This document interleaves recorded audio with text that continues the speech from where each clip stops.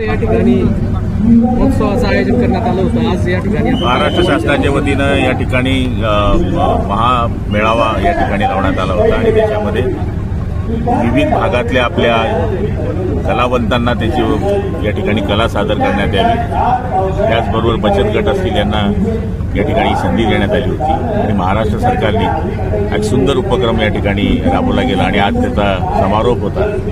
त्याच्या समारोपाच्या कार्यक्रमाला या ठिकाणी प्रचंड गर्दी आहे आणि रायगडाला जेव्हा जाग येते हे नाटक मला वाटतं आता सादर होत आहे। उद्या मुख्यमंत्री जळगाव जिल्ह्यात दौऱ्यावर आहेत, काय सांगाल?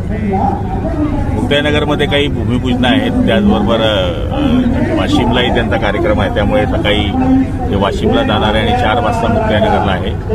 6 वाजता इथं जळगाव शहरामध्ये खेडी येथे गावाला वारकरी भवनाचं भूमिपूजन सुद्धा माननीय मुख्यमंत्री महोदयांच्या हस्ते आहे।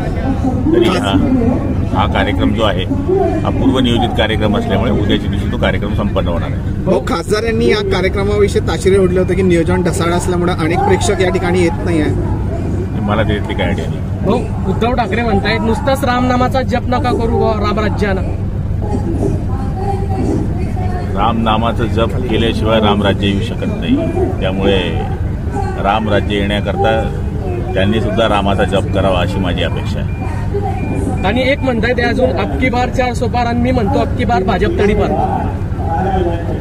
असं म्हणल्याने कुणी तडीपार होत नाही, त्यामुळे बोलण्यापेक्षा कृतीमध्ये त्यांना तडीपार करण्याची तयारी करावी।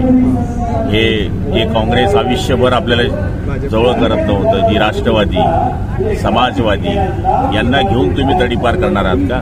भगवा खाली उतरवणार आहात का? माझे हात जोडून त्यांना विनंती आहे की कमीत कमी भगव्याची तरी लाज ठेवा आपण। सुप्रिया सुळे म्हणताय अबकी बार गोळीबार सरकार। ते आताच बोलायला लागले ना, आतापर्यंत अजितदादा त्यांचे भाऊ होते, आता तडीपार झाले काय?